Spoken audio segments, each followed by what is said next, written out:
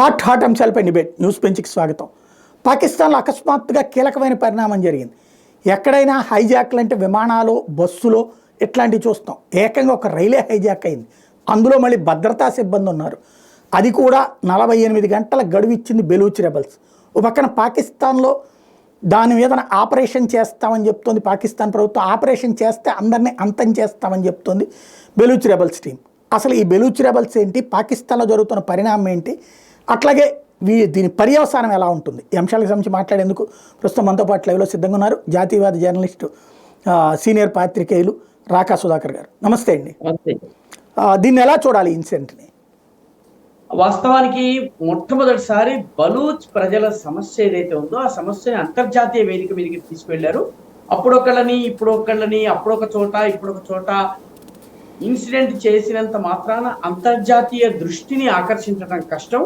అందుకని గత కొంతకాలంగా బలూచ్లు చైనీస్ ని టార్గెట్ చేస్తూ వచ్చారు. ఎందుకంటే పాకిస్తానీ ప్రాణాలు పాకిస్తాన్ ప్రభుత్వానికి పెద్దగా లెక్కలేదు కాబట్టి చైనీస్ ని టార్గెట్ చేస్తూ వచ్చారు. ఈసారి మొట్టమొదటిసారి ఒక రైలునే వీళ్ళు హైజాక్ చేయటము, దాదాపు 8-10 గంటలు అయిన తరువాత కూడాను పాకిస్తానీ ల్యాండ్ ఆర్మీ అక్కడ దాకా వెళ్ళలేదు.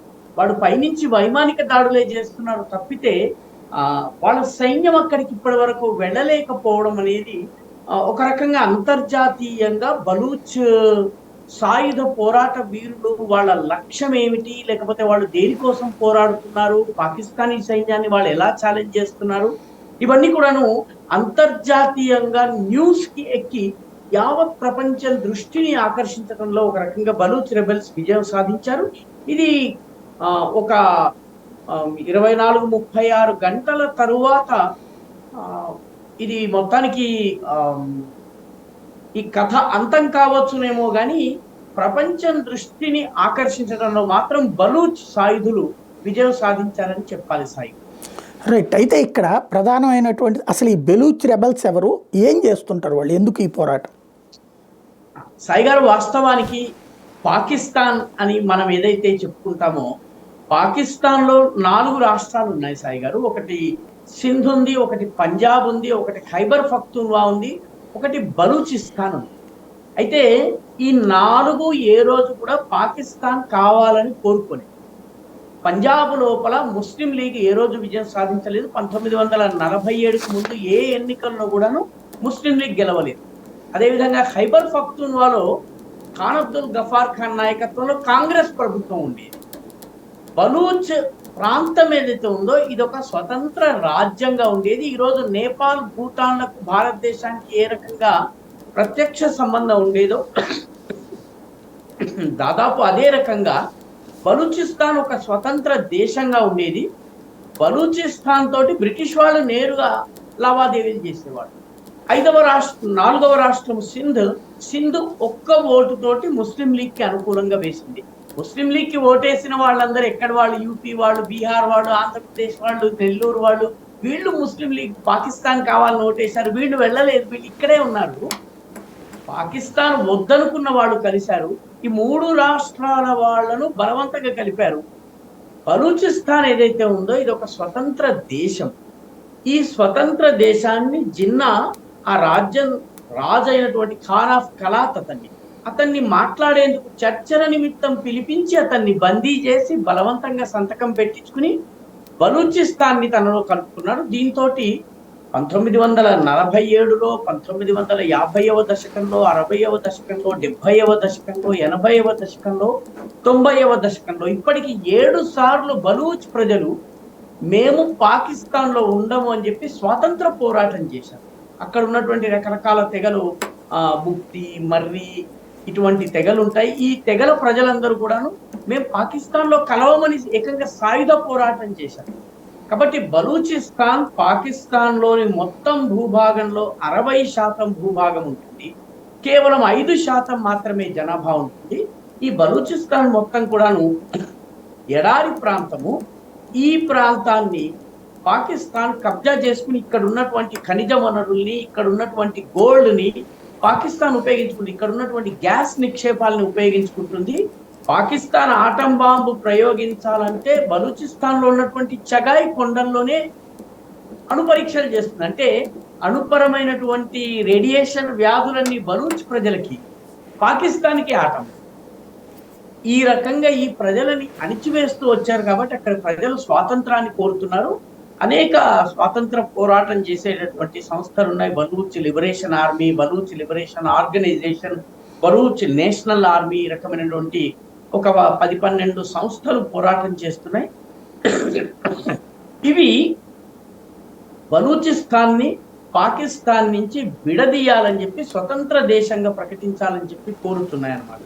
కాబట్టి బలూచిస్తాన్ లో జరుగుతున్నటువంటి స్వాతంత్ర పోరాటం పట్ల ప్రపంచ దృష్టిని ఆకర్షించేందుకు ఈ ట్రైన్ హైజాక్ సంఘటన జరిగింది. సాయిగా తట్టుకోగలుగుతారా వీళ్ళు? అంటే పాకిస్తాన్కి చాలా పెద్ద సైన్యం ఉంది, బలూచ్ రెబల్స్ తట్టుకోగలుగుతారా?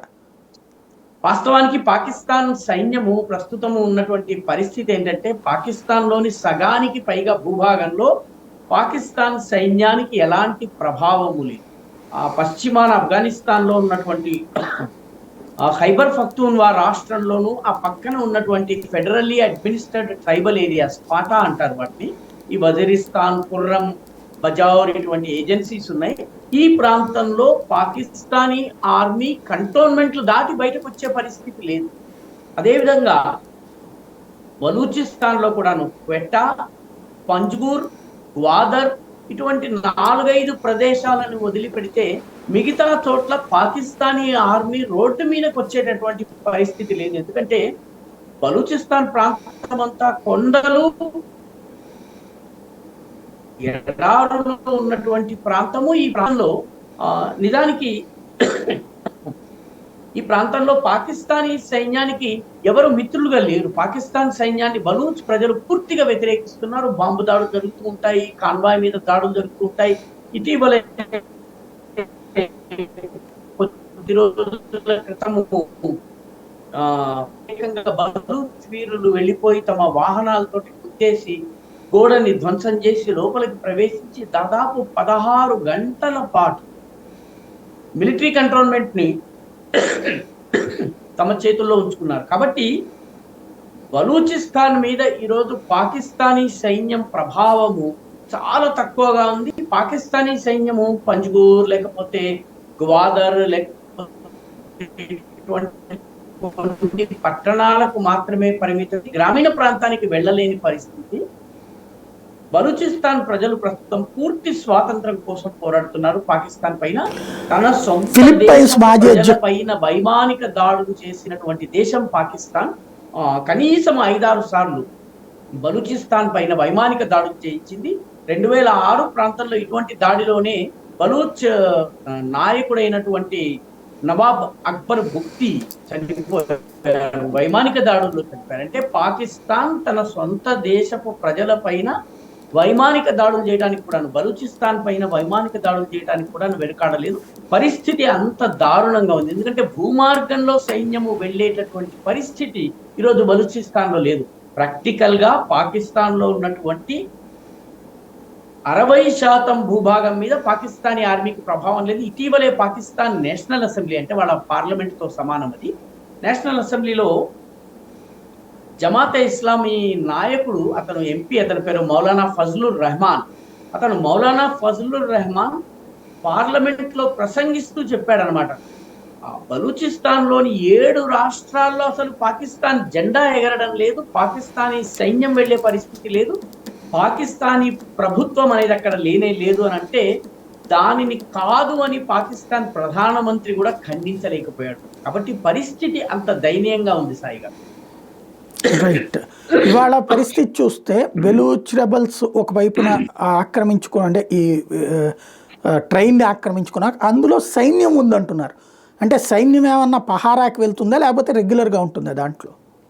అంటే వాస్తవానికి ఈ ఎక్స్ప్రెస్ ఏదైతే దాడికి గురైందో, ఈ ఎక్స్ప్రెస్ పేరు జఫర్ ఎక్స్ప్రెస్ సాయి.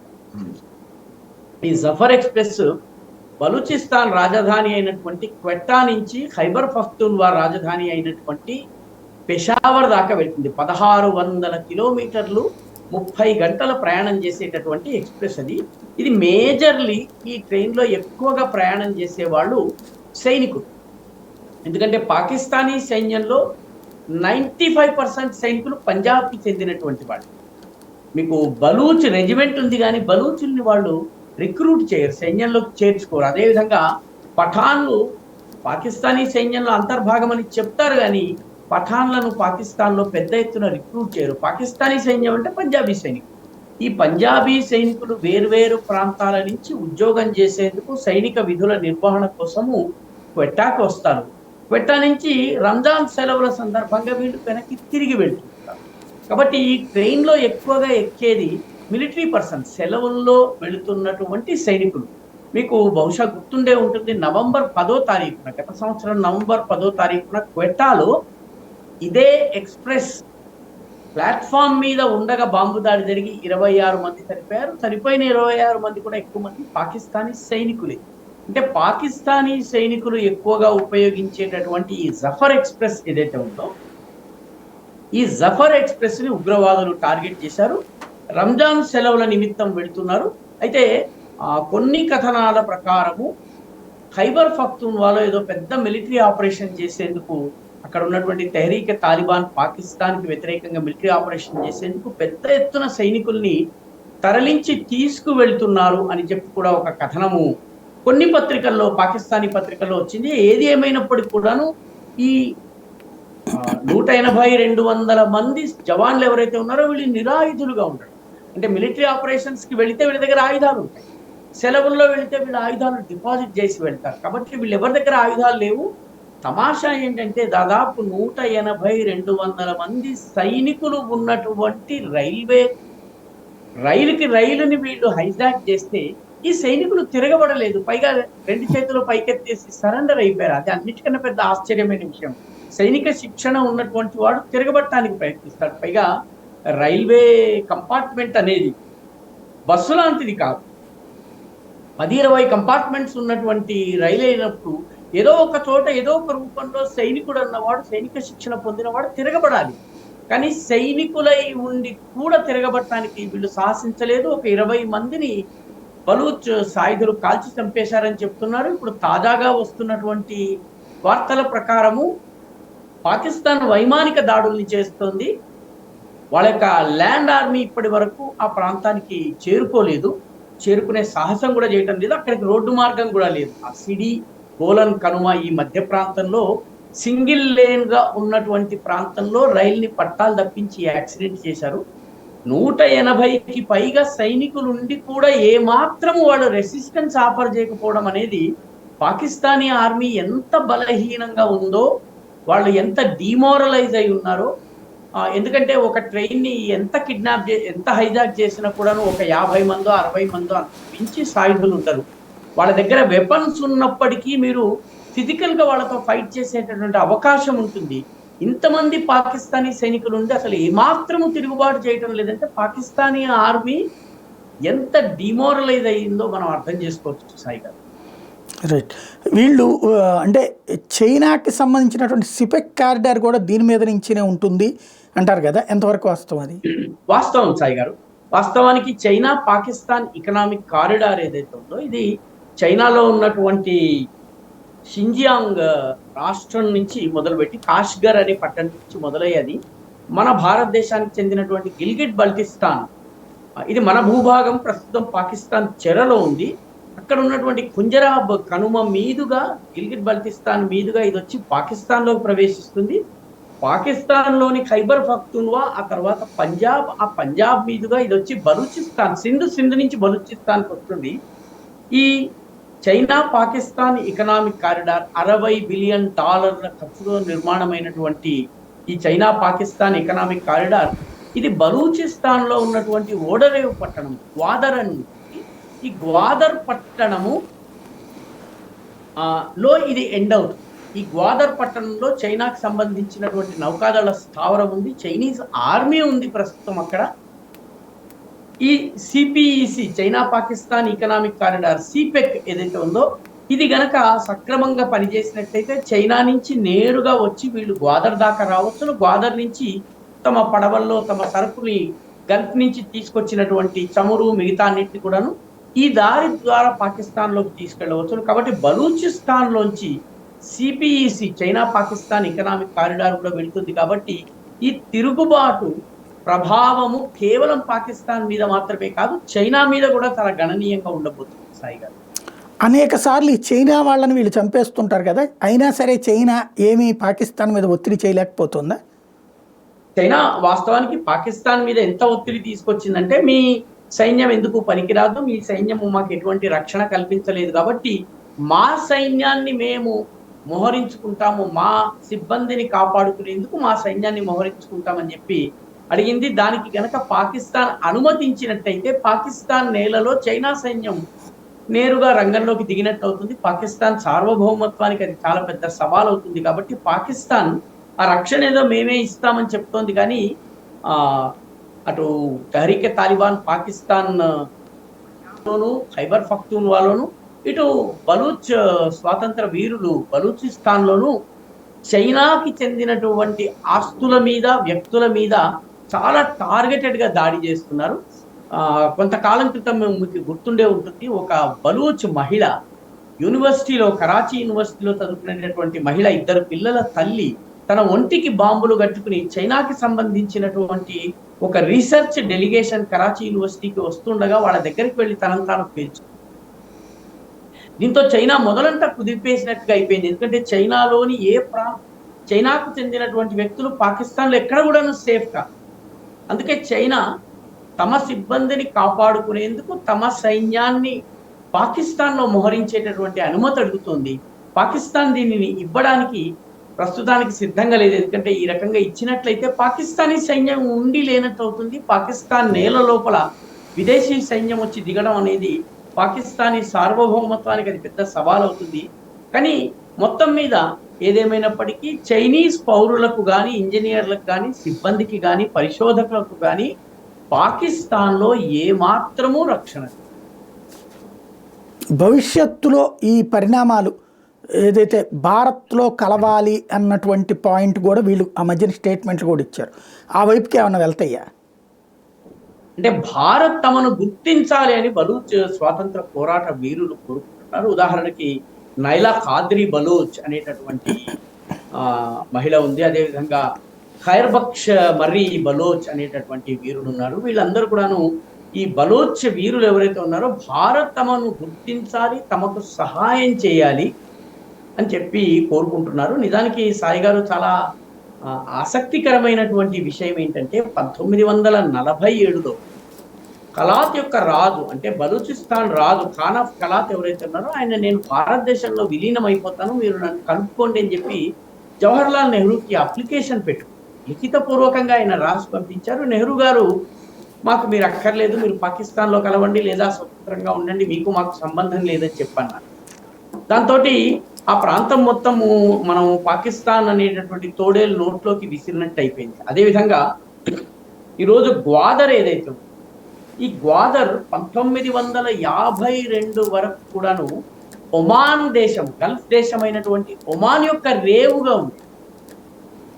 ఒమాన్ దీన్ని 1952లో వదిలించుకోవాలనుకున్నప్పుడు భారతదేశానికి చెందినటువంటి, గుజరాత్కు చెందినటువంటి కొందరు గుజరాతీ వ్యాపారులు దీన్ని కొనాలని నిర్ణయించారు. భారత ప్రభుత్వం అనుమతిని అడిగారు, మీరు అనుమతినిస్తే మా డబ్బుతోటి మేము ఈ ద్వీపాన్ని కొనుక్కుంటాము అని చెప్పి అంటే, అప్పుడు ఉన్నటువంటి ప్రధానమంత్రి నెహ్రూ గారు గ్వాదర్ని కొనుక్కోలేదు. ఆ తర్వాత పాకిస్తాన్కి చాలా చవక ధరకి ఒమాన్ రాజు అమ్మేశారు. అమ్మేసిన తర్వాత గ్వాదర్ వెళ్ళి ఒమాన్లో అంతర్భాగమైంది. అంటే ఈ రోజు ఏదైతే బలూచిస్తాన్ ఉందో, ఈ భూభాగం ఒకప్పుడు భారత్లో కలవదలుచుకుంది, ఒమాన్ని మనకు అమ్మదలుచుకున్నారు. ఈ రెండింటినీ నెహ్రూ గారు వద్దన్నారు, పట్టించుకోలేదు. అక్కడ ప్రజల ఆకాంక్షల్ని కానీ, మనకి వ్యూహాత్మకంగా ఏ రకంగా ఉపయోగపడుతుందని కానీ నెహ్రూ ఆలోచించలేదు. పర్యవసానంగా ఈరోజు పాకిస్తాన్లో ఉన్నాయి. కానీ భవిష్యత్తులో బలూచిస్తాన్ ఒక స్వతంత్ర దేశంగా అవతరించేటటువంటి అవకాశాలు మెండుగా కనిపిస్తున్నాయి సాయి గారు. దానికి కారణం ఏంటంటే, ఇరాన్లో ఉన్నటువంటి ఈస్టర్న్ మోస్ట్ స్టేట్ పేరు కూడాను సిస్తాన్ బలూచిస్తాన్. మొత్తం ఇరాన్ షియా ప్రధానమైనటువంటి దేశం అయితే, ఈ సిస్తాన్ బలూచిస్తాన్ మాత్రము సున్నీ ప్రధానమైనటువంటిది.